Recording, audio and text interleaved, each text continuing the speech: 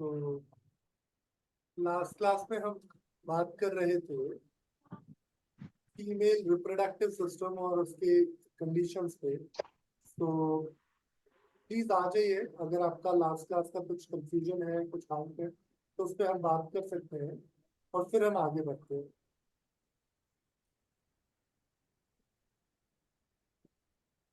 Sir एक request है sir आपसे प्लीज।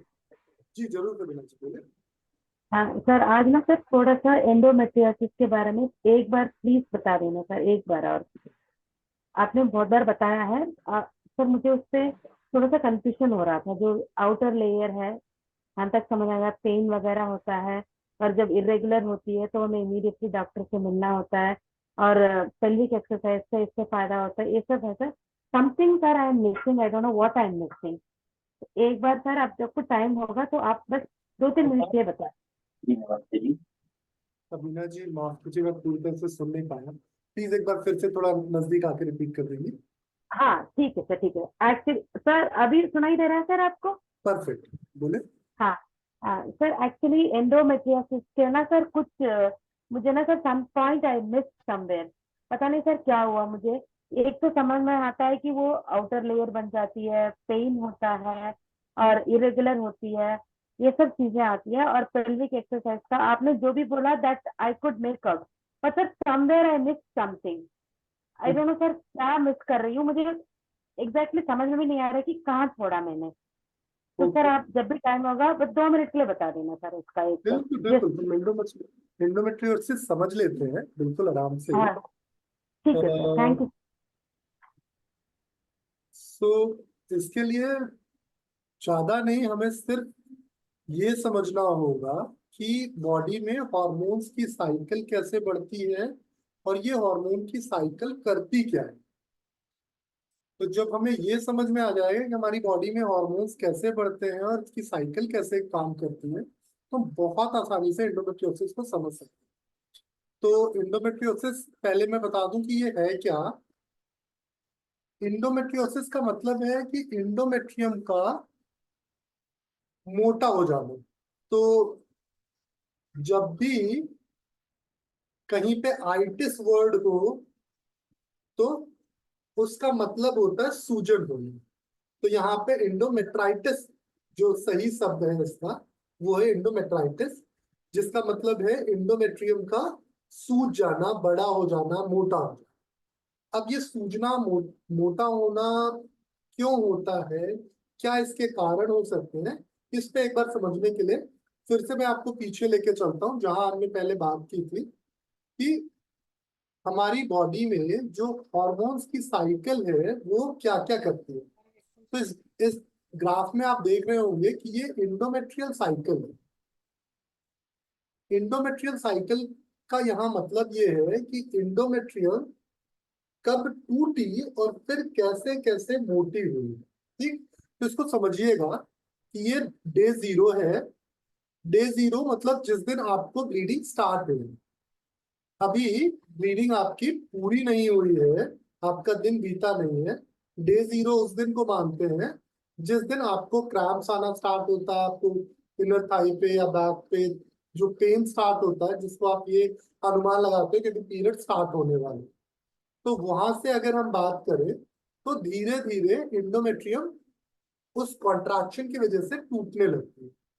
अब जब इंडोमेट्रियम टूटती है तो ये छोटे छोटे पार्टिकल्स पे आप देखोगे कुछ थ्रेड्स निकल रहे हैं, कुछ क्लॉट निकल रहे हैं। और ये कुछ थ्रेड्स और क्लॉट्स के माध्यम से आपको दिखेगा कि ये वेजाइनल ब्लड के थ्रू बाहर आ रहे हैं। ये जो वेजाइनल ब्लड है वो इंडोमेट्रियम के नीचे जो मायोमेट्रियम है, जो मिडिल लेयर है यूट्रस की, उसके अंदर जो ब्लड कैपिलरीज है, उनसे जो ब्लड कैपिलरीज के टूटने के बाद ब्लड आ रहा है, उस ब्लड के सहारे ये इंडोमेट्रियम बाहर आ रही है, जिसको हम 1 से 5 दिन काउंट करते हैं कि ये मेंस्ट्रुअल का ब्लीडिंग फेज है। ये किसी फीमेल में पहला दिन, दूसरा दिन बहुत हैवी होता है, तीसरे दिन थोड़ी बहुत ब्लीडिंग होकर खत्म हो जाती है। कुछ कुछ फीमेल्स में 4 से 6 दिन भी रहता है। तो एवरेज 5 दिनों का ब्लीडिंग फेज मान लिया है। तो जब 5 दिनों में इंडोमेट्रियम पूरी तरह से ना टूटे, जब 5 दिनों में इंडोमेट्रियम पूरी तरह से ना टूटे और बॉडी उस एंडोमेट्रियम को तोड़ना बंद कर दे। जब एंडोमेट्रियम ना टूटे और बॉडी उस एंडोमेट्रियम को तोड़ने के लिए तैयार ना हो या तोड़ने के लिए उसके पास सफिशिएंट एनवायरनमेंट ना हो, तो उस कंडीशन को हम एंडोमेट्राइटिस बोलेंगे। कैसे बोलेंगे? जैसे ही ब्लीडिंग फेज खत्म होगा, आप देखोगे यहाँ पे धीरे धीरे धीरे धीरे एंडोमेट्रियम ठीक है होने लगेंगे। तो ये जो एंडोमेट्रियम की थिकनेस है, ये क्यों हो रही है? अब आप देखो कि पहले 14 डेज में एंडोमेट्रियम की थिकनेस कुछ खास ज्यादा नहीं है। अगर ये टूटने के बाद मैं मानूं कि 2 mm की बची थी, या टूटने के बाद एंडोमेट्रियम पूरी खत्म हो गई है, अब यहां से एंडोमेट्रियम धीरे धीरे धीरे धीरे चलती हुई पहले शुरू के ओवल्यूशन तक 8 से 10 mm तक मोटी हुई, और उसके बाद ये धीरे धीरे धीरे धीरे 15 से 20 mm तक की हो गई। तो ये जो एंडोमेट्रियम की थिकनेस है, जो एंडोमेट्रियम का मोटाई है, वो आया कहाँ से? शुरुआत में आप देखेंगे तो एक हार्मोन है ईस्ट्रोजन, ये धीरे धीरे धीरे धीरे बढ़ रहा है। तो जो शुरुआती इंडोमेट्रियम की थिकनेस है, वो इंडोमेट्रियम की थिकनेस ईस्ट्रोजन की वजह से है। दूसरे फेज में आप देखेंगे तो प्रोजेस्टेरॉन साथ साथ ईस्ट्रोजन, ये दोनों ही हार्मोन ब्लड में बढ़ रहे हैं। तो ये दोनों हार्मोन्स मिलके इंडोमेट्रियम को थिक करते हैं। अब ये थिकनेस इसलिए जरूरी है क्योंकि अगर कंसेप्शन हो जाए तो वो आके यूट्रस में आसानी से स्टे कर सके, यूट्रस में उसको एक कंफर्टेबल एनवायरनमेंट मिल सके। अब जब किसी कारण से यहाँ पे ये ईस्ट्रोजन और प्रोजेस्टेरॉन का जो रेशियो है ये बढ़ जाए, जितना ईस्ट्रोजन और जितना प्रोजेस्टेरॉन आना चाहिए वो ज्यादा आने लगे, ऐसा कब होगा? ऐसा जनरली तभी होगा जब ईस्ट्रोजन आपके पहले फेज पे जहां से बन रहा था वहीं पे दूसरे फेज पे भी बनना चालू हो। तो ईस्ट्रोजन जनरली पहले फेज पे कहाँ बनता है और दूसरे फेज पे कहाँ बनता है, इसको समझ लेते हैं।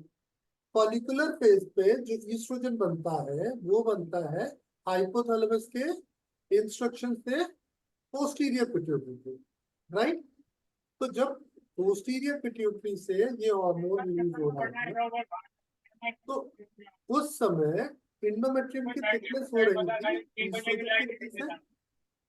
अब जब आगे ये इंडोमेट्रियम की थिकनेस जो है वो होगी, तो वो होगी बाद में कार्पस ल्यूटियम से बचे हुए ईस्ट्रोजन और प्रोजेस्टेरॉन से। तो ये देख रहे हैं जो आप कार्पस ल्यूटियम, इसमें 14 दिनों तक ईस्ट्रोजन और प्रोजेस्टेरॉन रिलीज करने की ताकत थी।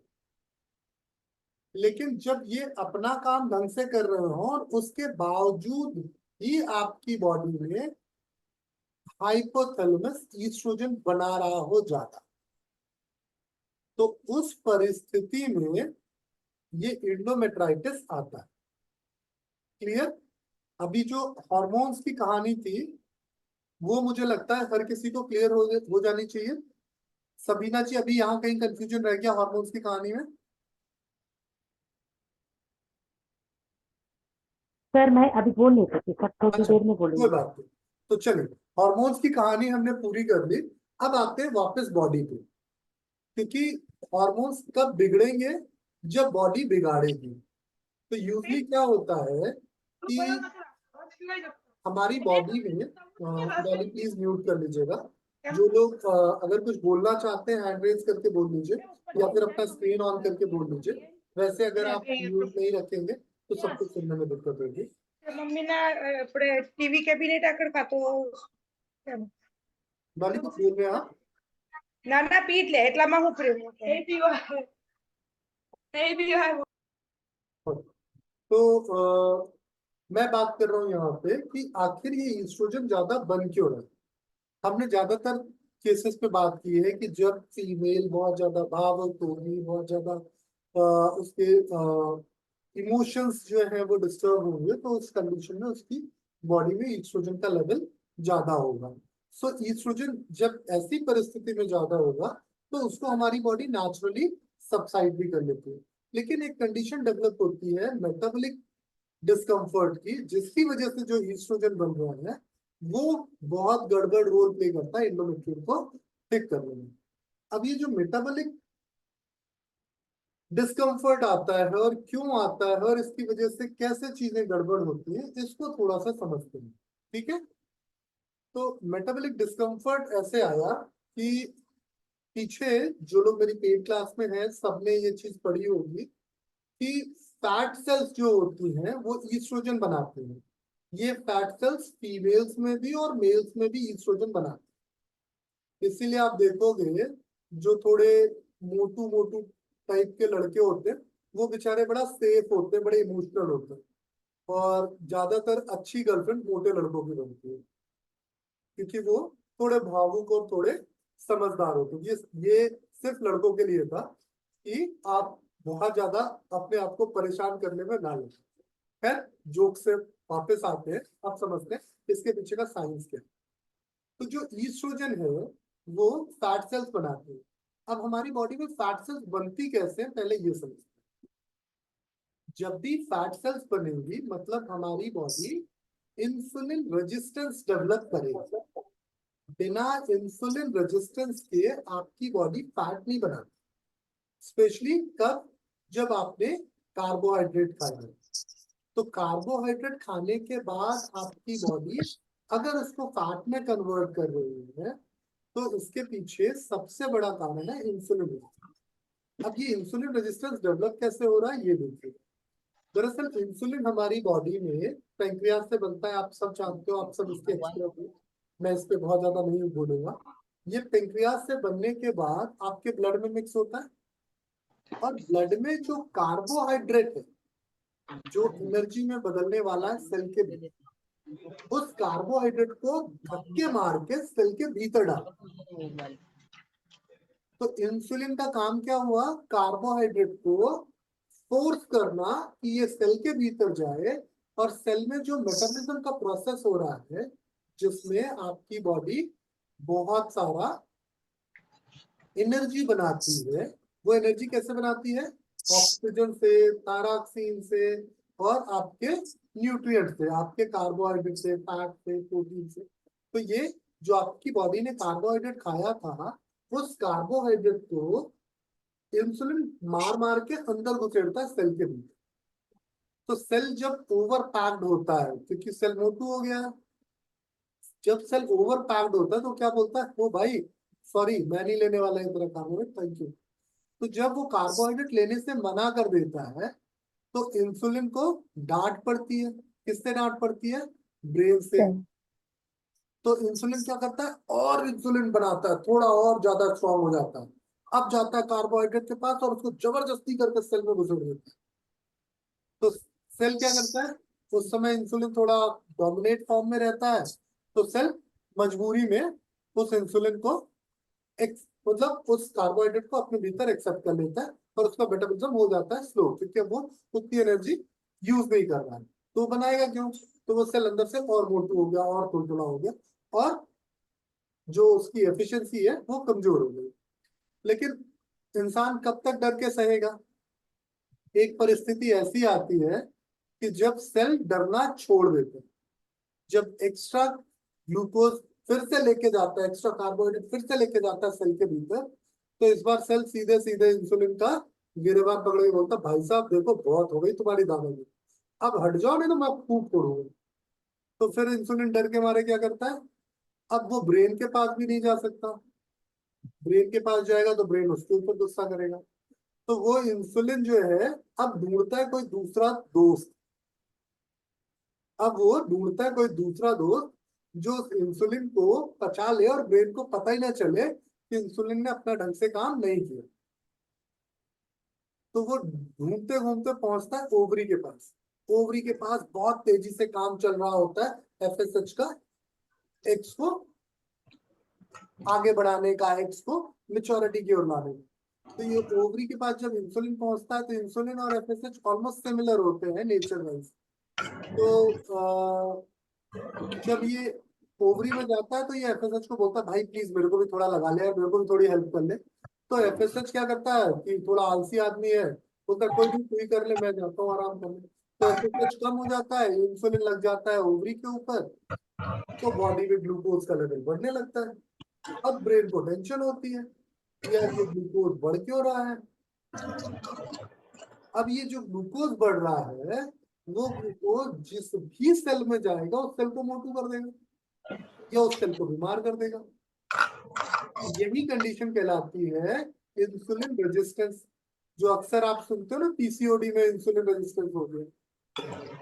तो अब इस इंसुलिन रेजिस्टेंस के पीछे लिवर आपका इंसुलिन दोनों रिस्पॉन्सिबल हुए, क्योंकि लिवर ने उसको ज्यादा कार्बोहाइड्रेट दिया। लिवर का काम क्या था कि कार्बोहाइड्रेट को जरूरत भर का बॉडी को देना और जो जरूरत का नहीं है उसको स्टोर करके रखना।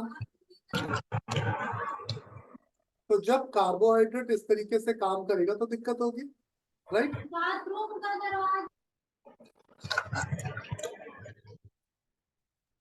एक सेकंड दीजिएगा मुझे, मैं आ गया।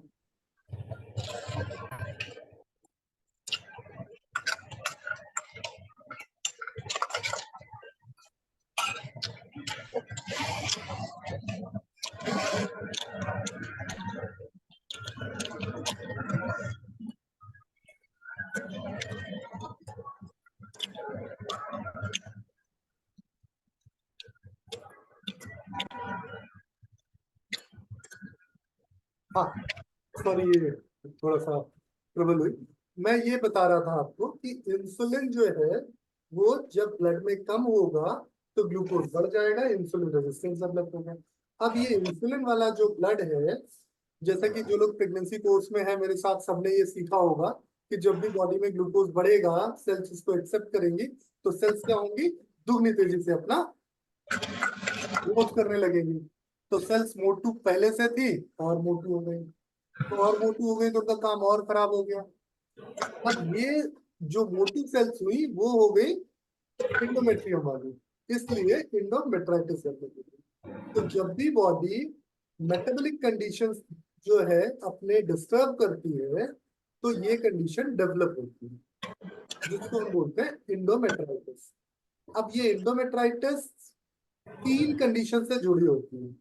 एक तो स्ट्रेस ओरिएंटेड ईस्ट्रोजन होगा, दूसरा फैट ओरिएंटेड ईस्ट्रोजन होगा, और अगर ये डॉक्टर दोनों साहब नहीं है। Excuse me. सर डॉक्टर साहब पीछे से ना नॉइज बहुत ज्यादा हो रही है, तो जो नहीं बोल रहे हाँ उनको आप म्यूट कर दें अपनी तरफ से, वहीं बहुत से म्यूट कर डिस्टरबेंस हो दें। रहा है सर। हाँ आप म्यूट कर दें खुद ही उधर से सबको। ओके, मैंने सभी को म्यूट कर दिया। तो मैं बात कर रहा था कि इंसुलिन जो है आपकी बॉडी में वो रेजिस्टेंस हो गया है, अब ग्लूकोज का स्तर बॉडी में बढ़ गया है। अब जब इस ग्लूकोज का बॉडी न्यूट्रिशन में यूज नहीं करेगी तो ये जो ग्लूकोज है वो सेल्स में जाके सेल्स को डैमेज करने लगे। आप सबने सुना होगा कि जब आपको डायबिटीज होती तो आंखें खराब हो जाती हैं, रिप्रोडक्टिव सिस्टम कमजोर हो जाता है, स्पेशली मेल्स में तो इरेक्टाइल डिसफंक्शन, प्रीमेच्योर इजैकुलेशन जैसी प्रॉब्लम बहुत कॉमन हो जाती है। नपुंसकता जो मेल्स की है उसका सबसे बड़ा कारण डायबिटीज है। तो जो नपुंसकता मेल की डायबिटीज की वजह से आई, जो इरेक्टाइल डिसफंक्शन मेल को डायबिटीज की वजह से आया, वही डायबिटीज फीमेल में इंडोमेट्रियम को थिकन करने में भी काम आया। तो stress oriented oestrogen, metabolic condition जिसमें लिवर भैया की गलती थी, और तीसरा जो एंडोमेट्रियम का डिफेक्ट आया वो सबसे ज्यादा आया कि ये आपके सेल्स जो है वो इंटरनल स्वेलिंग कॉज कर रहे हैं। ये इंटरनल स्वेलिंग जो आती है ये मेटाबॉलिक कंडीशन की वजह से आपकी बॉडी का जो रिपेयर वर्क है वो स्लो हो जाता है। अब मेटाबॉलिक कंडीशन की वजह से रिपेयर वर्क कैसे स्लो होगा, इसको समझने के लिए आप ऐसे समझ सकते हो कि मेरी बॉडी जितना ज्यादा ग्लूकोज ब्लड में ट्रेवल करेगी, जब भी सेल के पास जाएगी रिपेयर करने के लिए, सेल क्या करेगी, ग्लूकोज खा के और मोटी हो जाएगी। है जैसे आप समझो कि आपको एक्सरसाइज ना करा के सिर्फ खिलाया खिलाया जाए तो क्या करोगे, आप एक्टिव एनर्जेटिक रहोगे कि आलसी और फुद्दू बन जाओगे। तो जितना आप खाते जाओगे उतने आप आलसी हो। और जितना आप कम खाओगे उतना बॉडी बेटर रिपेयर करेगी। तो जब आपका रिपेयर वर्क कमजोर हो जाएगा तो पूरी बॉडी में इंटरनल सूजन आ जाएगी। तो ये जो इंटरनल सूजन डेवलप हो रही है आपकी बॉडी में, यही बड़ा कारण बनती है इंडोमेट्राइटिस। और बड़ी सारी रिसर्च के बाद ये समझ में आया कि इंडोमेट्राइटिस या तो स्ट्रेस ओरिएंटेड होगा या मेटाबॉलिक डिसऑर्डर की वजह से। तो अब हम अगर मेटाबॉलिक डिसऑर्डर को भी बेहतर कर ले और स्ट्रेस को भी कम कर ले तो हम इंडोमेट्राइटिस को ठीक तो नहीं कर सकते, लेकिन दोबारा होने से जरूर रोक सकते। ठीक क्यों नहीं कर सकते? क्योंकि एक बार जो चीज बड़ी हो गई उसको काट के छोटा करना संभव नहीं होगा ये से, है ना। एक इंसान मानो 6 फीट 5 इंच का हो गया। अब 6 फीट 5 इंच की हाइट नेचुरल तो नहीं है, लेकिन अब उसके पैर काट के उसको छोटा करना समझदारी नहीं है। तो अभी हमें क्या करना होगा? जब वो 6 फीट 5 इंच का हो गया तो अब उसके ग्रोथ हार्मोन्स को हमें हैंडल करना होगा सो दैट उसकी और हाइट ना बढ़े, तो वो खली बन के ही रह जाए और कुछ ना बने। तो जब भी हमारी बॉडी कुछ गलत काम करने लगती है तो रिजल्ट में उसका जो परमानेंट डैमेज आ रहा है उसको हम नहीं कंट्रोल कर सकते। लेकिन अगर परमानेंट डैमेज के पहले कंट्रोल कर लिया तो डैमेज काफी हद तक कंट्रोल किया जा सकता है। तो ये इंडोमेट्राइटिस वैसे तो सर्जिकली ठीक होगी, लेकिन एक बार सर्जिकली ठीक करने के बाद भी दोबारा ना हो, उस चीज को हम संभाल सकते हैं। तो उसके लिए हमें क्या करना होगा? दो चीजें। पहले तो अपने बेसल मेटाबॉलिक रेट को हायर साइड पे लेके जाना। Basal metabolic rate higher side पे कैसे जाएगा? जब हम सेलुलर ब्लड को वेस्कुलर ब्लड से एक्सचेंज करेंगे, ब्लड में हम ऑक्सीजन कंजप्शन बढ़ाएंगे, तो नेचुरली हमारी बॉडी जो ब्लड में बढ़ा हुआ ग्लूकोज है उसको यूटिलाइज करके खत्म कर देगी। अब नेक्स्ट हमारी जिम्मेदारी क्या है कि जो है उसको तो यूज कर दिया, लेकिन नया कम डालना है।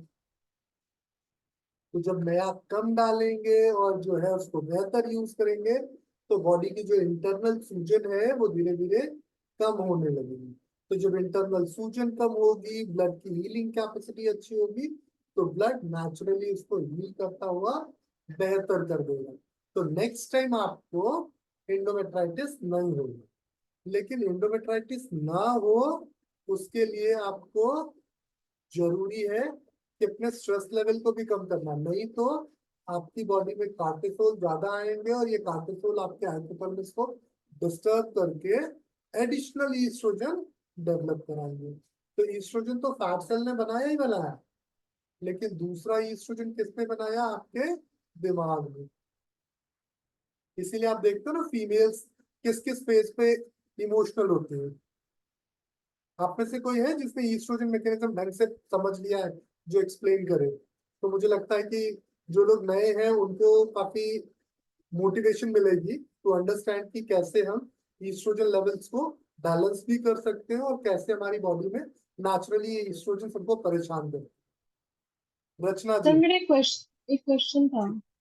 जी मैं बोले। एक्चुअली मैं खुद को डायग्नोज नहीं कर पा रही हूँ। जैसे आपकी मैं मतलब वीडियोस देखी तो काफी चीजें मैं समझ रही हूँ, लेकिन अपने पे बात आ रही तो नहीं समझ पा रही हूँ। मेरे को क्या होता है कि इरेगुलरिटी बहुत है पीरियड्स में।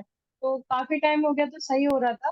अभी लास्ट 17 जब नौवीं के टाइम पे था तो मेरे को पीरियड्स हुए थे। अभी क्या है कि डेट मुझे इस महीने अभी तक का नहीं हुआ है, लेकिन नहीं तो कोई बात नहीं, 17 तारीख 10 दिन 12 दिन हो सकता है। लेकिन मुझे जो क्रैम्प आ रहे हैं वो 5 तारीख या 6 तारीख से क्रैम्प आ रहे हैं। जैसे सुबह बहुत ज्यादा क्रैम्प आ जाएंगे, सांस नहीं आएगी। अभी भी चल रहा है, वो क्रैम्प चल रहा है, सिक्रेशन है। मतलब ये वाला मेरे को समझ में नहीं आ रहा है कि तो बहुत अच्छा सवाल है पूर्णिमा, इसका जवाब भी आप ही देंगी। ये क्रैम्प्स कौन ला रहा है? आ, वो ऑक्सीटोसिन वैसे तो ऑक्सीटोसिन कैसे आता है? ऐसे आता है। मतलब जब वो टाइम ड्यूरेशन होता है उस चीज का तो उसे लगता है कि करना है, मतलब मैं राइट नहीं, कॉन्ट्रैक्शन नहीं, आता है। मैं क्लियर कर देता हूँ, शायद इसमें थोड़ा सा कंफ्यूज है। यूजली जब कार्पस ल्यूटियम से ईस्ट्रोजन और प्रोजेस्टेरॉन आना बंद हो जाए, दूसरा कोई हार्मोन लीड ना करे, ठीक। जब कोई दूसरा हार्मोन लीव करेगा तो ऑक्सीटोसिन नहीं आएगा। कब नहीं आता ऑक्सीटोसिन? पीरियड्स कब बंद होते हैं एक फीमेल को? दो ही नॉर्मल कंडीशन है जब पीरियड्स बंद होते हैं, या तो प्रेगनेंसी हो या सर डिलीवरी के टाइम में होता है सर वो, नहीं तो इंजेक्शन डालते हैं। या लैक्टेशन हो या प्रेगनेंसी हो। तो जब बॉडी को ये लगेगा कि हेमा प्रेग्नेंट है, तो बॉडी क्या करेगी? ऑक्सीटोसिन नहीं लाएगी। नहीं लग अब बॉडी को प्रेगनेंसी कब लगेगी?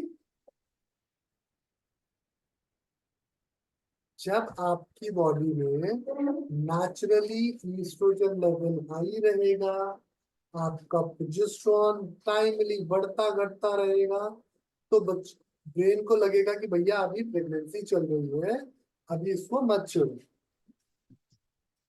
अब इसमें क्या होगा, जिस दिन आपका ईस्ट्रोजन कम होगा उस दिन ब्रेन को लगेगा अरे यार इसके पीरियड्स आने वाले हैं, क्रैम्प ले आओ।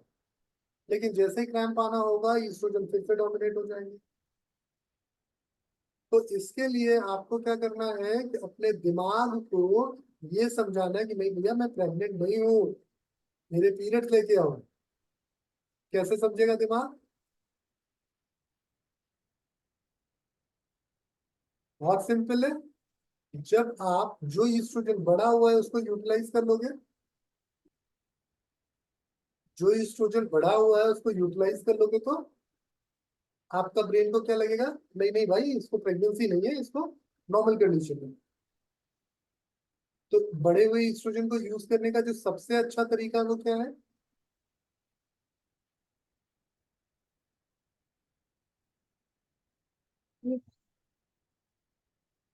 नहीं पता? कैसे? अरे बुद्धम शरणम गच्छामि मेडिटेशन। सबसे अच्छा तरीका है। ईस्ट्रोजन बढ़ता ही तब है जब दिमाग परेशान होता है। ये तो ईस्ट्रोजन हाँ सर, इसका ये भी हो सकता है फिर, ये महीना मेरे लिए बहुत हेक्टिक हो गया है। अब मैं बोला था ना इसका काम का जवाब भी बहुत आप ही दोगे। बहुत हो गया मेरे लिए। तब तो बहुत सरल सी चीज है कि ईस्ट्रोजन भगवान ने हमको दिया ही इसीलिए था कि हम अपने जो फैमिली लाइफ है जिसको गृहस्थ जीवन कहते हैं, गृहस्थ जीवन में आने वाली ज्यादातर तकलीफों को आसानी से झेल सके। ईस्ट्रोजन दुश्मन नहीं है, दोस्त है। जब इसको सही तरीके से यूज किया जाए, इसीलिए तो आप इतने इमोशनल माँ बन पाते हो, इतनी इमोशनल बहन बन पाते हो, इतनी इमोशनल वाइफ बन पाते हो। ये तो बहुत अच्छी चीज है। लेकिन कभी ना कभी अपने इमोशंस का सही तरीके से आपको उपयोग भी करना पड़ेगा। जब आप अपने इमोशंस का राइट डायरेक्शन पे यूज नहीं करोगे तो क्या होगे? आपके इमोशंस डिस्टर्ब होंगे। डिस्टर्ब होंगे तो ये अनवांटेड स्ट्रेस कॉज करेंगे। ऑक्सीटोसिन की जगह क्या लेके आएंगे? कार्टिसोल। ठीक है। हाँ कर। जितना ज्यादा कार्टिसोल आएगा उतनी दिक्कत होगी। तो सिंपली आपको कुछ नहीं करना है, बॉडी में जितना बढ़ा हुआ ग्लूकोज है उसको यूज कीजिए। बॉडी में बढ़े हुए ग्लूकोज को यूज करने के दो तरीके हैं। पहला तरीका है खूब सारा एक्सरसाइज, सो दैट आपका वेस्कुलर ब्लड सेलुलर ब्लड से एक्सचेंज हो। दूसरी जरूरत क्या है कि आप जो डाल रहे हो ग्लूकोज उसको मिनिमाइज कर दो। तो ग्लूकोज डालने को मिनिमाइज करने का क्या तरीका है? सबसे अच्छा तरीका है इंटरमिटेंट फास्टिंग, अगर आप हेल्दी कंडीशन में है तो। अगर आप हेल्दी हैं तो इंटरमिटेंट फास्टिंग बहुत अच्छा तरीका है। अगर आप हेल्दी नहीं है तो छोटी मील्स, लेकिन मील्स में कार्बोहाइड्रेट परसेंटेज को कम कर। तो जितना आप अपने कार्बोहाइड्रेट परसेंटेज को मैनेज कर ले जाएंगी उतना आप देखेंगे आपकी बॉडी बेटर की ओर चली जाएगी। ये कैसे करता है सर? ग्लूकोज कम हो जाएगा तो? ग्लूकोज कम होगा जब आपकी बॉडी में, तो आपके सेल्स में जो फैट होगा यूज होगा। हाँ। दिमाग तो एनर्जी चाहिए ना उसको। हम्म। सबसे जो जल्दी मिलने वाली एनर्जी वो ग्लूकोज से। जब जो ये आप देखते हैं ना टीवी में ऐड आता है, boost the secret of my energy, वो सब बेवकूफी है। उसमें चीनी घुला होता है। ठीक। जितने एथलीट्स है ना सब केला खाते हैं दबा के। केला सबसे अच्छा ग्लूकोज का सोर्स है, और केले से सबसे ज्यादा एनर्जी आती है। केला खा लो, आम खा लो, जितने मीठे फल है ना ये वरदान है हमारे लिए। चीकू खा लीजिए, देखिए एनर्जी से भरा हुआ है। अनार खा लीजिए, पर केला इन सब में सबसे अच्छा, इसीलिए सबसे ज्यादा बिकता है। लेकिन जिसके थोड़ा सा भी पेट होगा वो क्या बोलेगा, हाँ केला नहीं खाना, केला नहीं खाना, और दबा के 4 कचौरियां अंडे। तो जब आप गलत तरीके का फैट लोगे, आप गलत तरीके का कार्बोहाइड्रेट लोगे, तो आपकी बॉडी उसको मेटाबॉलाइज करने में टाइम लेगी, और जितना ज्यादा टाइम उतनी ज्यादा तकलीफ। तो आपको सिर्फ क्या करना है कि अपने खाने में कॉम्प्लेक्स कार्बोहाइड्रेट थोड़ा बढ़ा देना है, स्पेशली ग्रेन्स बढ़ा देने हैं, ठीक। और कोशिश करना है कि एक टाइम ड्यूरेशन तक खाना खाएं, उसके बाद ना खाएं। तो जो 8 घंटे का विंडो है खाने वाला उसको खाइए, और जो 16 घंटे का विंडो ना खाने वाला है उसको मत खाइए, ठीक। इंटरमिटेंट फास्टिंग मुझे लगता है बहुत सारे लोगों को समझ में आती है कि 2 बार खाना खाना है, लेकिन इसका अच्छा तरीका मैं आपको बता देता हूँ कि आप 2 बार मत खाइए, 3 बार 4 बार खाना, 3 बार 4 बार खा लीजिए। क्योंकि अगर आप शुरुआत में 1-2 बार खाओगे तो दिक्कत होगी। जैसे कल से आप परसों शायद आप कह भी रहे थे सर में दर्द हो जाता है, तो वो इसीलिए होता है क्योंकि जब इंस्टेंट ग्लूकोज बॉडी यूज कर लेगी तो होगा। अभी रिसेंटली मैंने इस पर पढ़ाई की तो मुझे ये क्लियर हुआ, पहले मेरे को भी डाउट था। मुझे लग रहा था कि एक बार दे दो और बॉडी यूज कर लेगी। बट दिक्कत क्या है कि जैसे जैसे ब्लड में आपके ग्लूकोज बढ़ता जाता है वैसे वैसे आपकी बॉडी उसको यूज करती है। तो जब आपके ब्लड में ग्लूकोज का लेवल थोड़े थोड़े अंतराल में आप छोड़ते रहते हो तो ग्लूकोज खत्म नहीं होता, और आप एक्टिव एनर्जेटिक फील करते हो, इसीलिए सरदर्द नहीं होती। लेकिन अगर आप ऐसा करो कि एक फिक्स विंडो बना लो कि इतनी देर में ही मैं ग्लूकोज दूंगी, उसके बाद नहीं दूंगी, तो 2 दिन 4 दिन 6 दिन आपकी बॉडी थोड़ा आपको परेशान करेगी, बाद में नहीं करेगी। तो परेशान जब करे तो क्या करना है, ग्लूकोज ना खा के ऐसी चीज खाना जिसमें ग्लूकोज ना हो या तो नाम मात्र के। तो जैसे उबाल के तोरी खा ली, घिया खा लिया। हाँ मुझे बहुत गंदा लगता है, लेकिन मेरा विश्वास मानिए दिमाग को समझाने का इससे अच्छा तरीका कुछ नहीं। आप सुनते हो ना ये जो लोग कहते हैं ना सफेद पेठे का जूस पियो, ये करो वो करो, भाई साहब बहुत कारगर टेक्निक है आपके दिमाग को ये समझाने की कि बेटा तू जिद करेगा तो मैं ऐसी उटपटांग चीजें दूंगा, इससे शांत होकर बैठ। जैसे छोटा बच्चा परेशान होता है ना, तो वो टेंट्रम करता है तो मम्मी पापा क्या करते हैं, बात मान लेते हैं कि नहीं अरे बच्चा है बच्चा है बच्चा है। वैसे ही आप भी मान लेते हो तो दिमाग आपको परेशान करते हैं। मत मानो उसको और टॉर्चर करो। देखो जब छोटा बच्चा चॉकलेट मांगे आप उसको चॉकलेट दे के एक मिर्ची पकड़ा दो, वो चॉकलेट के लिए रोना छोड़ देगा। ठीक वैसे ही अपने दिमाग को करो। जब आपका दिमाग ग्लूकोज के लिए चिल्लाए चीखे परेशान करे तो बिना ग्लूकोज वाली कोई ऐसी ड्रिंक डाल दो, कुछ ऐसा पानी पी लो। फिर थोड़ी देर बाद परेशान होगा, कोई बात नहीं छाछ पी लो। फिर परेशान होगा, बस पेठे का जूस पी लो, नारियल पानी पी लो। जब बेचारा 2 4 10 बार परेशान हो जाएगा तो बोलेगा यार ये पागल हो गई है, अब ये नहीं सुधरने वाली, छोड़ दो। ये तो थोड़े दिन आपको परेशान करेगा, बाद में खुद शांत हो जाएगा। ये नेचुरल हमारे ब्रेन की टेंडेंसी है। तो बस यही करना है हेमा आपको, आपका ब्रेन आराम से आपकी बात मान लेगा, ठीक है। बाकी आपने वीडियोस में देखा होगा कि बहुत सारे और तरीके हैं ईस्ट्रोजन को मैनेज करने का, जिसमें आपके अच्छे दोस्त से बात करना भी एक कारगर तरीका है। तो जितना आप अपने अच्छे दोस्तों से बात करेंगी, कनेक्ट करेंगी, उतना आपका ईस्ट्रोजन बेहतर यूज होगा। तो कई सारे तरीके हैं ईस्ट्रोजन को बेहतर करने के लिए। इसमें आपके हस्बैंड का भी बड़ा रोल हो सकता है। तो बहुत सारे तरीके हैं। सर जो हम तो अनमैरिड हैं, स्ट्रगल लाइफ चल रही है अभी। बात नहीं, दोस्त तो होंगे मैंने, सबके। हाँ, हाँ एक्चुअली सर जरूरी टाइम ही नहीं नहीं होगा ना किसी से बात करने का टाइम ही नहीं है, शायद तभी कह रहे हैं क्योंकि मैं रेंट में रहती हूँ अकेले, तो काम अपने में ज्यादा हो गया। ठीक है, सबके पास उतना ही टाइम है। मत परेशान हुई, सबकी लाइफ में स्ट्रगल होता है तभी जाके सक्सेस मिलती है। हाँ सर। हाँ अब मुझे देखिए छुट्टी छोड़ के मैं आपको यहाँ बैठ के पढ़ा रहा हाँ हूँ, वही। है? हाँ सर। तो ये सबके लाइफ में चलता है। और जितना आपकी लाइफ में स्ट्रगल हो ना उतना उसको सेलिब्रेट करना चाहिए। सर मेरी क्लाइंट है, वो बाहर रहते हैं और उनको प्रेगनेंसी प्लान कर रहे हैं, बट उनको ना प्रेगनेंसी हुई नहीं है, बट पीरियड भी नहीं आया है, 2 हफ्ते ऊपर हो गए हैं, सब कुछ चेक करा लिया, थोड़ा सा टीसीएच बढ़ा हुआ है उनका, और बॉर्डर लाइन पे उनका ग्लूकोज है, मतलब हाई नहीं है, बहुत माइनर सा, मतलब अगर कहेंगे तो जब स्टार्टिंग है मतलब ग्लूकोज इंसुलिन की। तो उससे क्या रीजन हो सकता है कि 2 हफ्ते हो गए अभी तक उनके पीरियड्स भी नहीं आए हैं, टेस्ट भी नेगेटिव है। जैसा आप वीडियो देख रहे हो, हाँ जी सर। इनफर्टिलिटी तक पहुंच गए। सर नहीं, अभी इनफर्टिलिटी तक नहीं पहुंची हूँ। आपको नहीं पहुंची इसलिए आपका ये सवाल आया, क्योंकि रीजन क्या है हाँ इनफर्टिलिटी। सर, एक्चुअली थोड़ा सा ना टाइम नहीं मिल पा रहा है, तो मैं ये आजकल स्किप कर दिए, वीडियोस नहीं देख रही हूँ, पर कल आज से शुरू करने वाली हूँ फिर से। देखिए, इनफर्टिलिटी का जो सबसे बड़ा रीजन है वो है ये कि बच्चा क्यों नहीं हो रहा। सबसे बड़ा राइट। रीजन है कि बच्चा क्यों नहीं हो रहा। अरे भगवान ने अभी सही टाइम नहीं दिया आपको बच्चा होने का। तो जब बच्चा नहीं हो रहा है के लिए आप परेशान होंगे, तो आपके पीरियड्स थोड़े बहुत डिले होना बहुत नेचुरल है।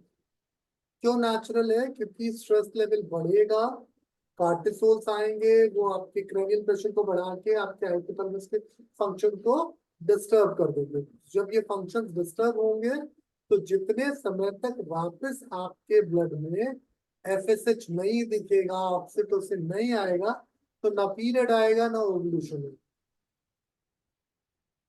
बट तो सर ये एफएसएच लेवल मैंने जो चेक कराया है वो सब कुछ ठीक आया है, उसमें एलएच एफएसएच सब कुछ ठीक आया है। ठीक आया ना, जितना आना हाँ चाहिए जी। उतना नहीं आ रहा ना।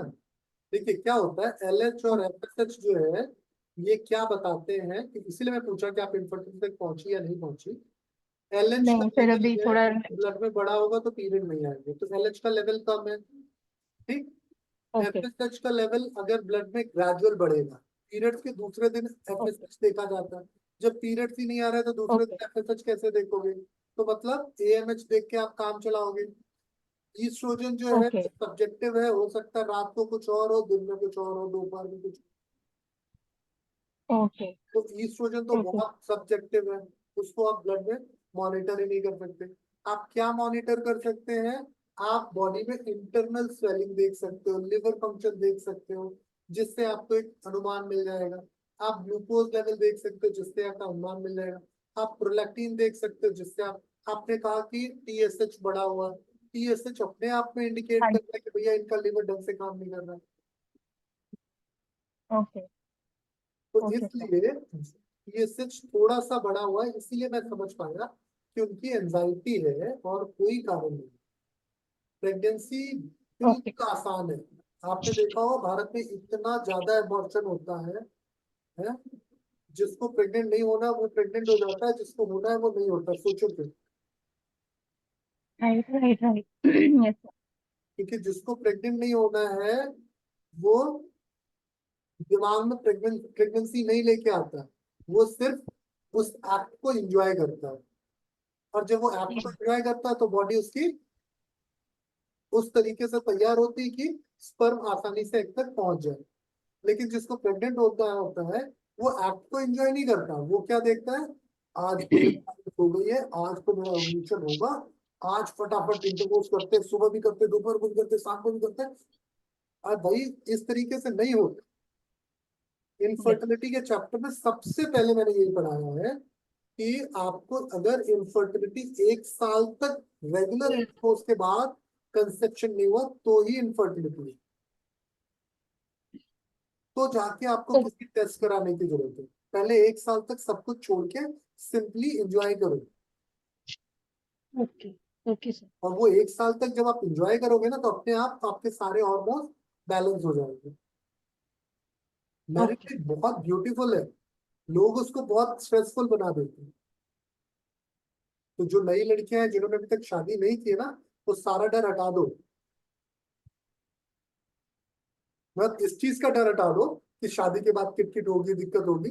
जितनी भी किटकिट हो, जितनी भी दिक्कत हो, सब ईस्ट्रोजन संभाल लेता है। मतलब भगवान ने बहुत बड़ा आशीर्वाद दिया हमको। पर हम उनके उस आशीर्वाद को ही अभिशाप बनाते जा रहे हैं।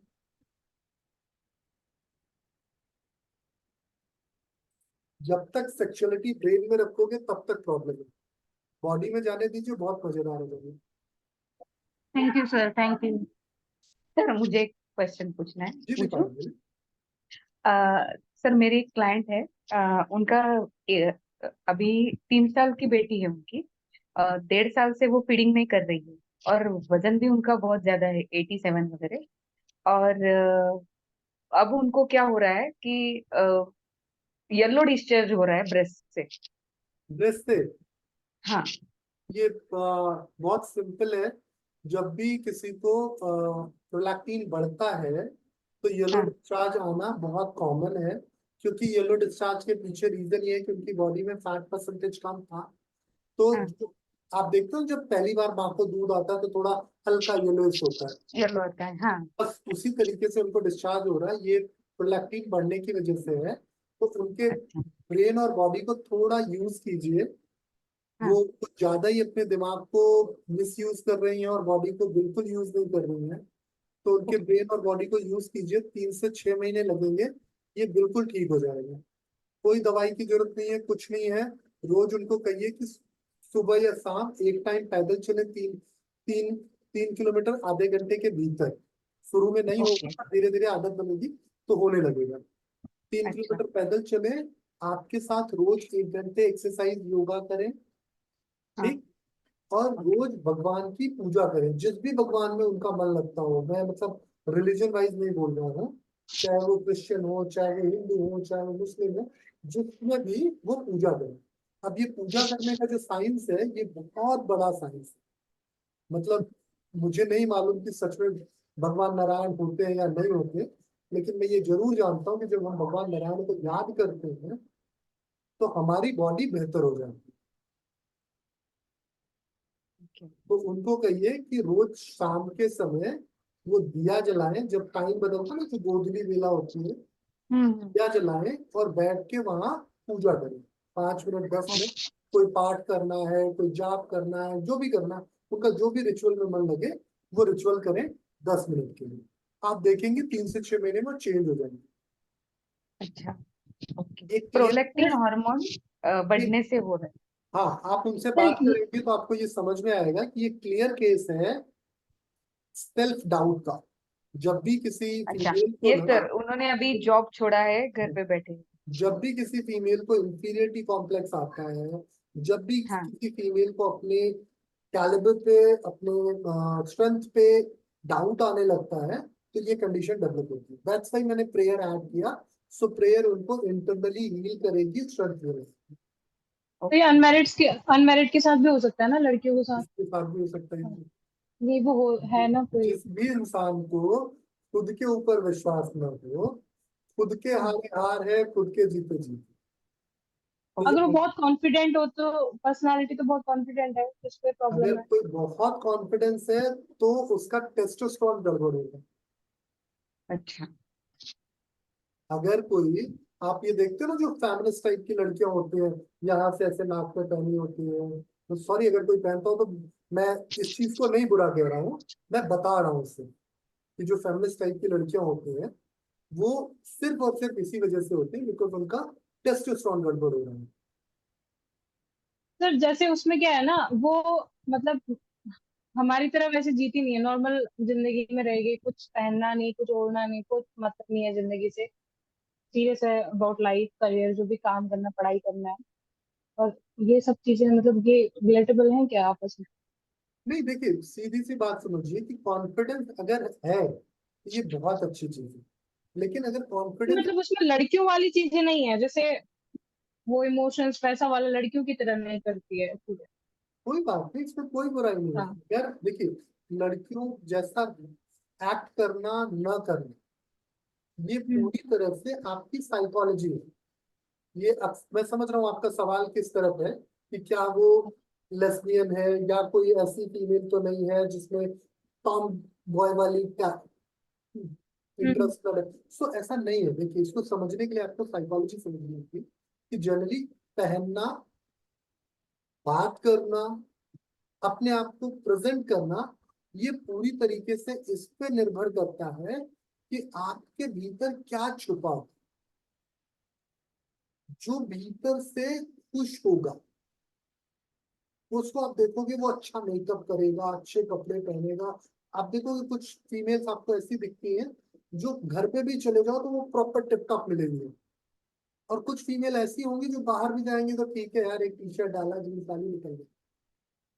तो ये उनके बिहेवियर का जो चेंज है ना, वो उनके हॉर्मोन्स को रिफ्लेक्ट करता है।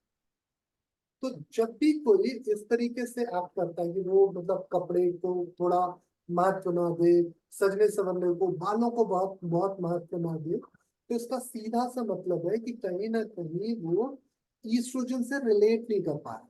इमोशंस है, बॉडी सेम है, सब कुछ है, रिलेटिबिलिटी नहीं है। जैसे तो जो जैसे कुछ लड़के लड़कियों होते हैं का, जो कुछ लड़के होते हैं जो मेल बॉडी में पैदा होते हैं, बाद में सर्जरी करा के फीमेल हो जाते हैं, तो उनके पास होता सब कुछ मेल है, पर वो रिलेट नहीं करते। इमोशन, तो वो जब ब्रेन और बॉडी के बीच में कॉन्फ्लिक्ट हो तो ऐसा होता है। इसको कुछ, ये कोई बीमारी नहीं है, इसको बहुत सिंपली एड्रेस किया जा सकता है। जब भी वो फीमेल किसी ऐसे सर्कल में रहेगी जहां पे उसको फीमेल होने के फायदे के बारे में पता चले, तो आसानी से टर्न हो जाए। अभी तक उसको क्या पता चला? फीमेल होने का नुकसान। हाँ maybe। तो जब किसी फीमेल को फीमेल होने का गिल्ट होने लगे, फीमेल होने को लेके उसको ये लगने लगे कि बुरा है, तो नेचुरली उसके मन से ना वो रिबेलियस फीलिंग आने लगेगी, यार ये तो गलत है, मैं इसको बदल दूंगी। तो वो हम्म। especially in male dominating society. हाँ, नहीं ऐसा, ऐसा कुछ नहीं होता। कोई सोसाइटी डोमिनेट नहीं करती, सीधी सी बात जान लीजिए। आपकी इच्छा है कि आप डोमिनेट करवाते हो नहीं करवाते। हर फीमेल के भीतर इतनी कैलिबर होती है कि कोई उसको एक तमाचा मारे तो पलट के दोबारा तमाचा जड़े। ठीक है, तो इसलिए ये कहना कि मेल डोमिनेटिंग सोसाइटी है, ये सब कुछ वाहियात बातें हैं। अपने अपने पावर को छुपाने, अपने डर को बस और डरते रहने की बात है। जो तो भी जैसे ना, जिनके पास शिक्षा है, देखिए जिनके पास शिक्षा नहीं है उनके लिए आप बिल्कुल कह सकते हो कि हाँ भाई उनके लिए, जिनके पास शिक्षा है। अब जैसे मैं नाम नहीं लूंगा, लेकिन मैं पीछे एक केस देखा था कि नोएडा जैसे शहर का क्राइम संभालती थी दिल्ली में, एसीपी क्राइम थी, और उसका हस्बैंड जो है उसको मारते हैं। अब सोचिए क्या है।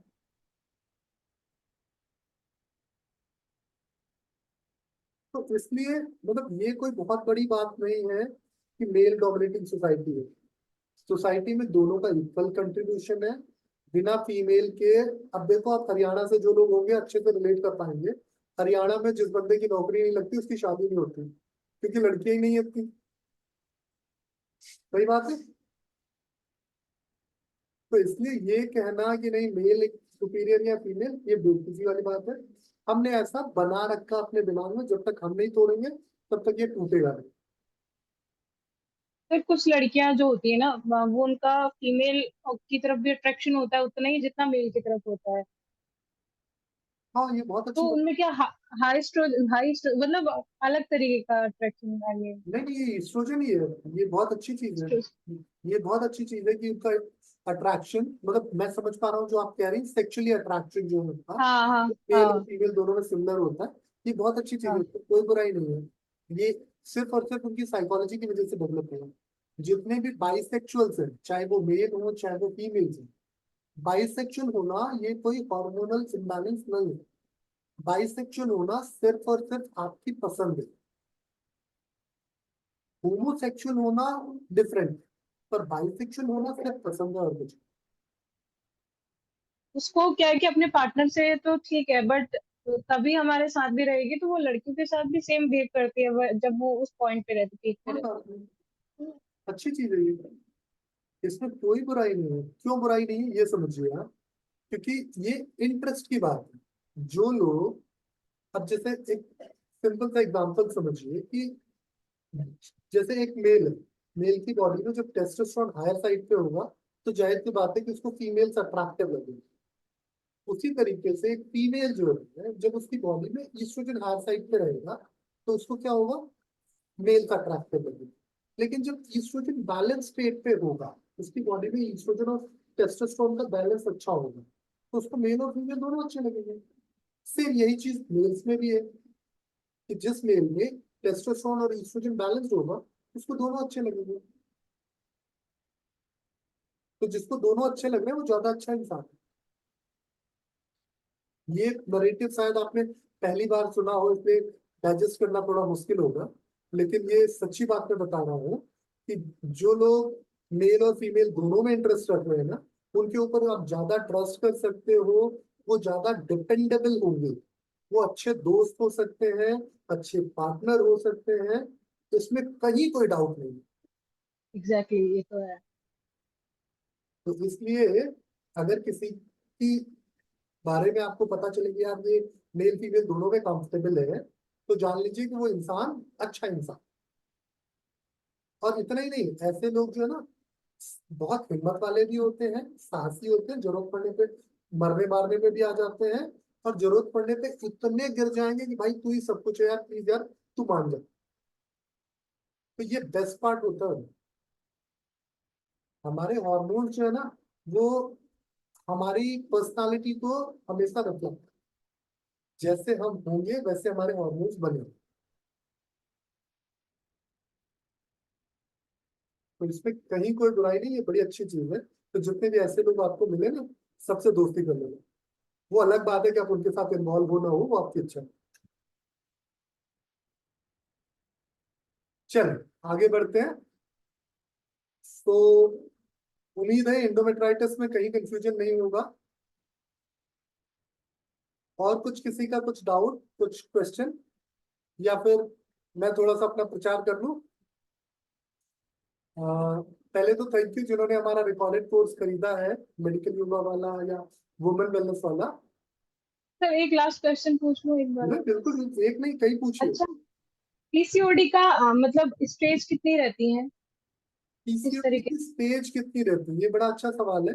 मैं पीसीओडी का स्टेज नहीं, पीसीओडी के कॉजेज आपको एक्सप्लेन करें। पीसीओडी के जो कॉजेज होते हैं उनमें एक बड़ा कॉज होता है हार्मोन्स का इम्बैलेंस होना। अब इसमें कौन कौन से हार्मोन्स इम्बैलेंस हो सकते हैं? पहला तो एफएसएच का लेवल कम होना। तो जब एफएसएच का लेवल कम होगा तो क्या होगा? पीरियड्स नेचुरली डिलेड होते जाएंगे। दूसरी एक कंडीशन होती है जिसमें एफएसएच तो कम आ रहा है लेकिन टेस्टोस्टेरोन बढ़ रहा है, एंड्रोजन बढ़ रहा है।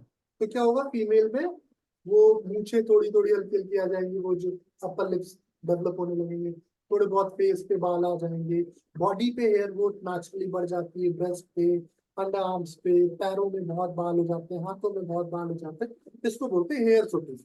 तो जब भी किसी फीमेल को हेयर सूटीज हो या मेल पैटर्न में हेयर लॉस हो, मेल पैटर्न का हेयर लॉस का मतलब है ये बीच से साइड से बाल कम होते जाए।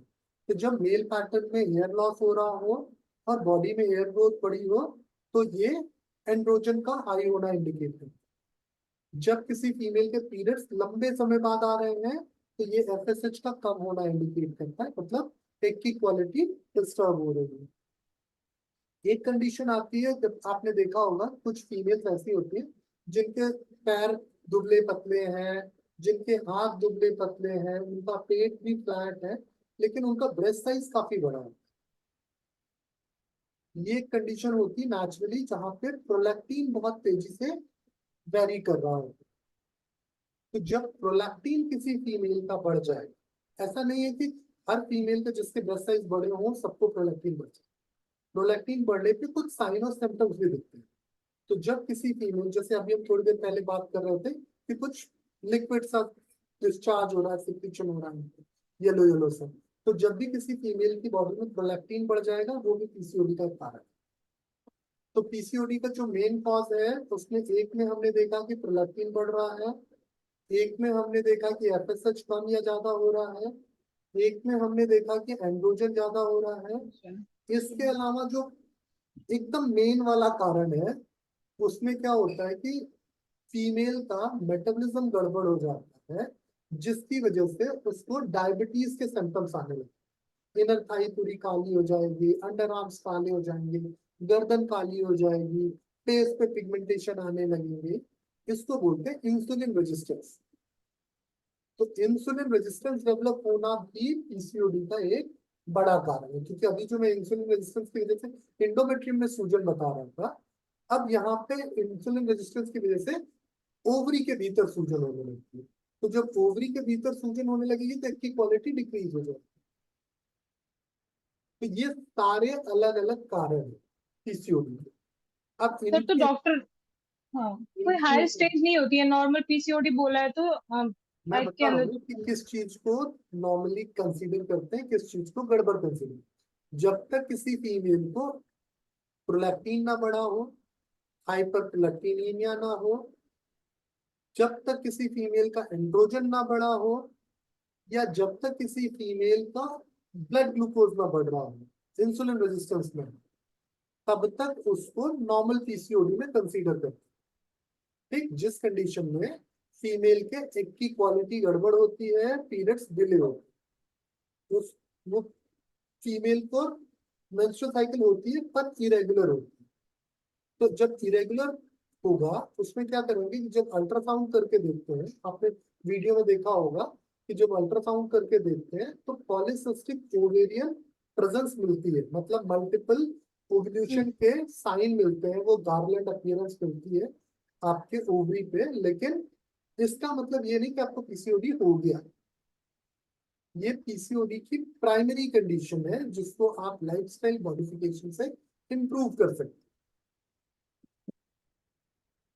इसके बाद के सिम्टम्स अगर आ रहे हैं, मानो आपको ग्लूकोज का लेवल बढ़ता जा रहा है, इंसुलिन डिपेंडेंसी आ रही है, जहां आपको मेटफॉर्मिन खाने की जरूरत पड़ रही है, तो वो पीसीओडी आपका सिर्फ लाइफस्टाइल मॉडिफिकेशन से नहीं बढ़ेगा। फिर उसकी कंडीशन में आपको हेपेटिक आर्टरी का ब्लड फ्लो संभालना पड़ेगा, तब आपको कॉमन कैरोटिड आर्टरी का ब्लड फ्लो संभालना पड़ेगा, तब आपको थोड़ा ज्यादा मेहनत करनी पड़ेगी।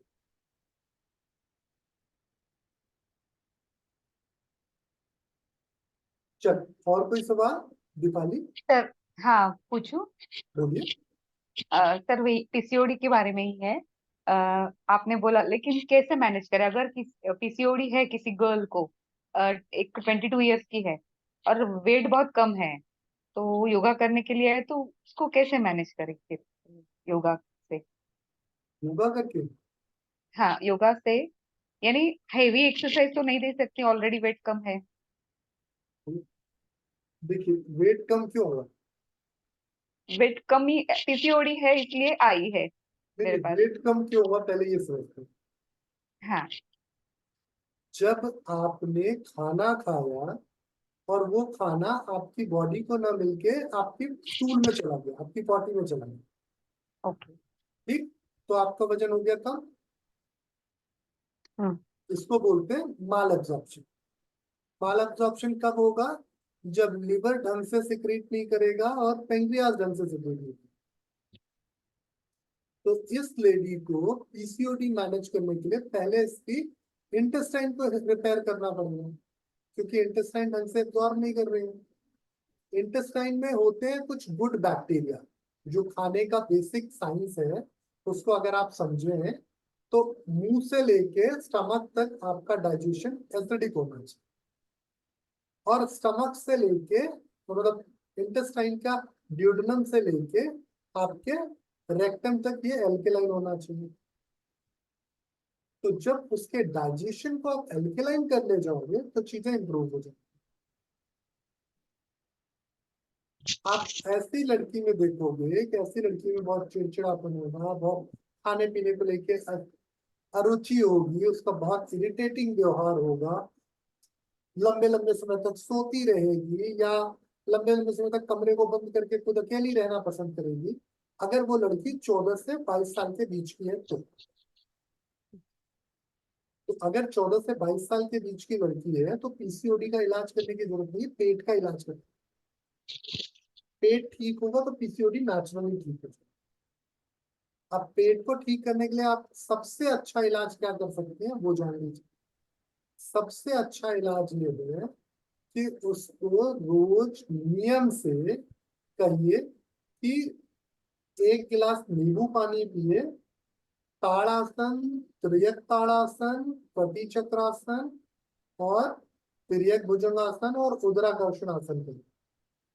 ठीक, एक गिलास नींबू पानी पीने से क्या इन आसनों में कुछ चमत्कार होगा? कोई रिलेट कर पा रहा है ये आसन क्या करते हैं हमारी बॉडी में? आप सबने पढ़ा होगा संघ प्रक्षालन।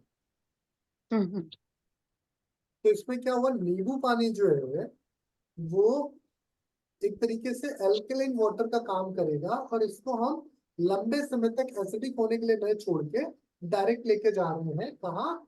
इंटेस्टाइन में। कैसे लेके जाएंगे? जैसे ही हम ताड़ासन में जाते हैं, ताड़ासन में क्या बॉडी ऊपर की ओर खिंचेगी, हमारा जो कार्डियक स्फिंक्टर है वो लूज हो जाएगा सो दैट पानी इजिली स्टमक में आ जाए। जब ताड़ासन के 3 से 5 बार रिपीटेशन करोगे तो आपका जो पानी है वो नीचे इंटेस्टाइन की ओर ट्रेवल करना चालू कर देगी। लेकिन अभी आपका इंस्फिंक्टर लूज नहीं हुआ, सो दैट आप त्रियक ताड़ासन करें। त्रियक ताड़ासन में आप देखोगे अपर बॉडी को स्ट्रेच करके जब खींचा जाता है तो जो आपका पाइलोरस वाला हिस्सा है, जो स्टमक का निचला हिस्सा है, उसका ढक्कन खुल जाएगा और आपका पानी इंटेस्टाइन को चला। अब आपको क्या करना है कि इंटेस्टाइन के उस पानी को अच्छे से मिक्स करना है सो दैट लिवर के और पेंक्रियाज के सिक्रीशन आए। इसीलिए आप कटी चक्रासन करें।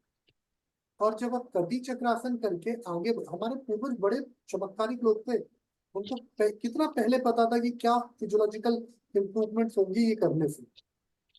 उसके बाद जब आप त्रियक भुजंगासन करते हो तो आपकी स्मॉल इंटेस्टाइन उस पानी को मैक्सिमम एब्जॉर्ब कर लेगी। अब यहाँ पे आप सुनते हो कि वो पानी लार्ज इंटेस्टाइन में जाता है। मैं यहाँ कह रहा हूँ मैक्सिमम एब्जॉर्ब कर लेगी। क्यों मैक्सिमम एब्जॉर्ब करेगी? क्योंकि शुरुआती में जो पानी आएगा उस पानी को बॉडी अपने भीतर एब्जॉर्ब करके ब्लड स्ट्रीम में लेके जाएगी। इसीलिए हमें इन आसनों के बाद दोबारा पानी पीने की हिदायत दी जाती है, जिससे हम 2 बार 3 बार 4 बार 5 बार पानी पीते हैं, तब जाके पानी हमारी लार्ज इंटेस्टाइन को जाता है। तो जो इनिशियल स्मॉल इंटेस्टाइन में एब्जॉर्प्शन होगा वो उनके माल एब्जॉर्प्शन को प्रमोट करेगी। तो जो वो खाना खाएंगे उनके इंटेस्टाइन ढंग से एब्जॉर्ब करेंगे और उनके भीतर जो, इसीलिए मैंने उनको बोला 1 गिलास पानी पी के ये सारे आसन करने, जिससे इंटेस्टाइन उस पानी को बेहतर एब्जॉर्ब करना सीखे। और जब इंटेस्टाइन सर लास्ट वाला आसन कौन सा बोला आपने? ताड़ासन, तिर्यक ताड़ासन, कटी चक्रासन, तिर्यक भुजंगासन और एक बोला उदराकर्षण आसन। उदराकर्षण। हाँ, उदराकर्षण आसन इसलिए करा रहे हैं सो दैट उनका जो पुराना खाना है वो सही तरीके से बाहर जाने का प्रोसेस भी हो सके, तो उनके इंटेस्टाइन का पेरिस्टल्टिक मूवमेंट हायर साइड पे वो बैलेंस्ड हो। ऐसे लोगों में जिनमें भी माल एब्जॉर्प्शन मिलेगा उन सभी की इंटेस्टाइन की पेरिस्टल्टिक मूवमेंट हमेशा बढ़ी हुई मिलेगी। तो जब इंटेस्टाइन की पेरिस्टल्टिक मूवमेंट को स्लो डाउन करेंगे आप, तो आप देखेंगे कि आसानी से उनका एब्जॉर्प्शन रेशियो इंप्रूव होने लगेगा। तो आप महीने भर के भीतर देखोगे कि लड़की का 1 से 2 किलो के वजन में अंतर आ जाएगा। जो भी लड़कियां दुबली पतली हैं, जिनको खाना नहीं लगता, मम्मी पापा खिला खिला के थक जाते हैं, उन सबके लिए रामबाण है। और सर हॉस्टल में रहते हैं तो उनके लिए भी अच्छा है ना? ये लड़की तो हॉस्टल में रहती है मेरे। नींबू पानी तो कहीं भी पिया जा सकता है, इससे हाँ, तो उनको भी करवा सकते हैं यानी तो पूरा। और ये आसन इतने सरल है कि कोई भी 1-2 दिन प्रैक्टिस करके इसमें एक्सपर्टीज ला सकता है। हाँ, करने के लिए डेडिकेशन जरूरी है। अगर डेडिकेशन नहीं है तो सब सारा ज्ञान फालतू है। योग में सबसे बड़ी चीज है करना। आप कितना भी ज्ञान यहाँ भर लो और अगर उसको अमल में नहीं लाओगे तो बर्बाद। Thank you sir. सर जो वो दवाई खाते हैं ना फिर ये मेंस्ट्रुअल रोकने के लिए, तो कभी कभी मैंने जो सुना है, कभी कभी वो दवाई खाने के बाद ना ऐसे मतलब कॉन्ट्रैक्शन आते हैं जिससे बहुत ज्यादा क्रैम्प आते हैं, वो क्यों होता है? किस ऐसे दवाई मतलब से? मुझे नहीं पता, वो दवाई कोई छोटी सी पिल्स होती है, उससे पीरियड्स रोकते हैं ना। अच्छा, पीरियड्स रोकने के लिए? पोस्टपोन करने के लिए, सॉरी। हाँ, तो उसमें क्या होता है, बहुत टाइम पे कभी तो काम कर जाती है, बट कभी ना मैंने जो सुना है वो किसी को क्रैम्प आते हैं, बहुत ज्यादा कॉन्ट्रैक्शन की वजह से बहुत क्रैम्प आते हैं। हिमा, आपने वीडियोस मन से नहीं देखे, फिर से रिपीट कीजिए सारे वीडियोस। फिर वो मुझे ना उसका पूछना था कि दवाई का क्या, दवाई एग्जैक्टली क्या करती है वो, उसे रोक लेती है। हिमा ये बताइए पीरियड्स कब आते हैं? पीरियड्स कब आते हैं? अरे जब प्रोजेस्टेरॉन कम होता है तभी तो पीरियड्स आते हाँ हैं। हाँ तो हाँ, अगर प्रोजेस्टेरॉन लीड करता है, हाँ। तो जब मैं प्रोजेस्टेरॉन ऊपर से डाल दूं तो ब्लड में प्रोजेस्टेरॉन बढ़ जाएगा तो पीरियड नहीं आएंगे ना। अब मुझे ये नहीं पता था कि वो पिल्स में क्या होता है एग्जैक्टली। तो सिंपल, थोड़े थोड़े टाइम के लिए पीरियड्स को एक्सटेंड करना है तो आर्टिफिशियल प्रोजेस्टेरॉन डाल दिया। हाँ, वही मैं पूछ रही थी अब कि जब क्या मेरे होता है। ब्रेन ने उस प्रोजेस्टेरॉन को एक्सेप्ट कर लिया तो पीरियड डिले हो गया, नहीं एक्सेप्ट किया तो रह रह के क्रैम्प्स आएंगे। हालांकि ये मेडिकेशन सबसे वाहियात मेडिकेशन है, बिल्कुल नहीं करना चाहिए। प्रकृति के साथ खिलवाड़ बहुत गलत बात। चाहे पीरियड्स डिले करने की बात हो, चाहे इमरजेंसी कंट्रासेप्शन की बात हो, जो आई पिल और ये सब आती ना, ये सब वाहियात दवाइयां हैं, इनसे जितनी दूरी रहे उतना अच्छा। जी श्रेया। सर आप सर प्लीज ये क्वेश्चन, वाली रिकॉर्डिंग्स भी शेयर करा करिए जो आप संडे को क्वेश्चन आंसर्स करते हैं ना, ये वाली बहुत हेल्पफुल होती है। हाँ तो ये होती तो है, हर ग्रुप में हर हर वीक इनका लिंक शेयर कर देता हूँ मैं।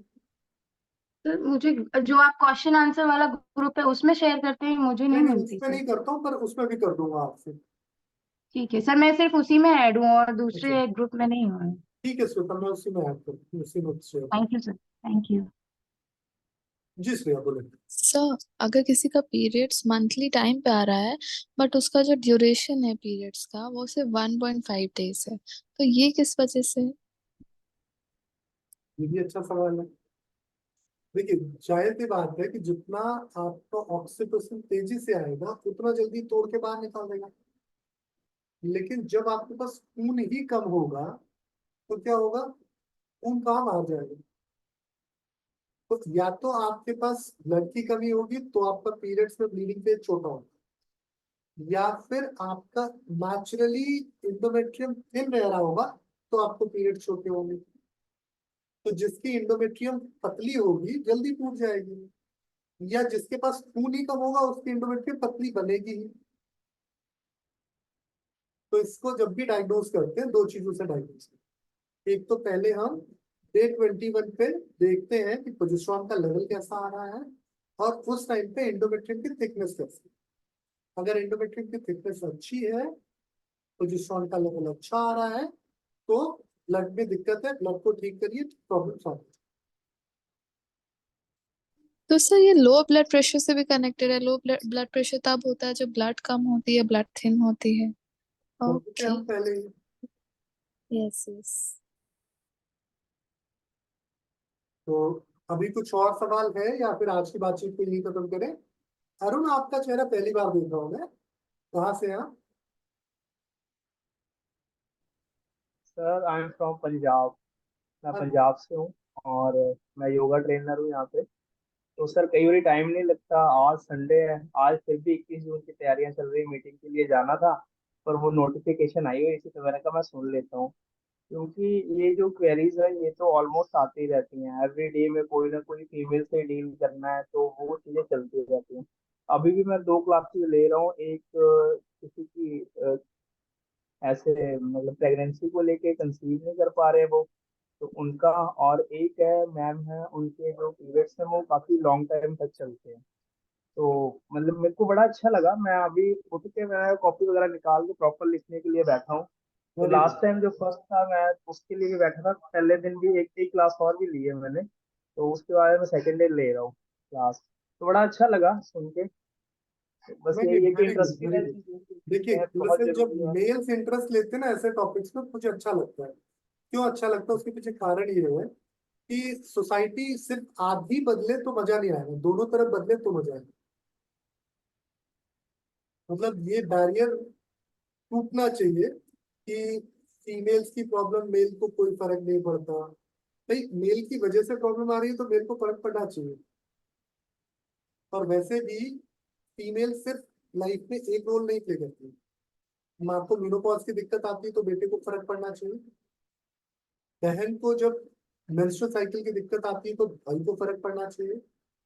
वाइफ को जब कंसेप्शन की प्रॉब्लम आती है या प्रेगनेंसी की प्रॉब्लम आती है तो हस्बैंड को फर्क पड़ना चाहिए। तो फीमेल हमारी लाइफ में हर फेज पे रोल प्ले करती है। अब दिक्कत क्या है कि आज का जो ऐसा इन्वायरमेंट है ना, कि बहन के पीरियड्स भाई को नहीं पता चलते, मम्मा का मेनोपॉज भाई बेटे को नहीं पता चलता। क्यों? क्योंकि अवेयरनेस नहीं, बातचीत नहीं।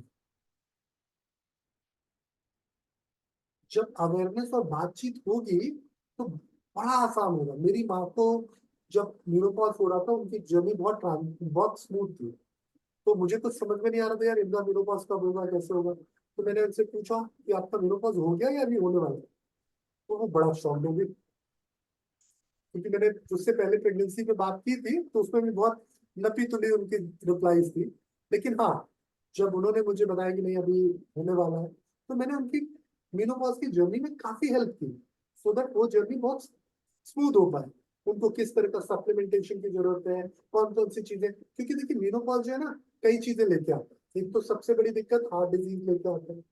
दूसरी बड़ी दिक्कत कैल्शियम की डेफिशिएंसी और बोन्स का प्रॉब्लम लेके आता है मेनोपॉज। इसके अलावा वेट गेन लेके आता है।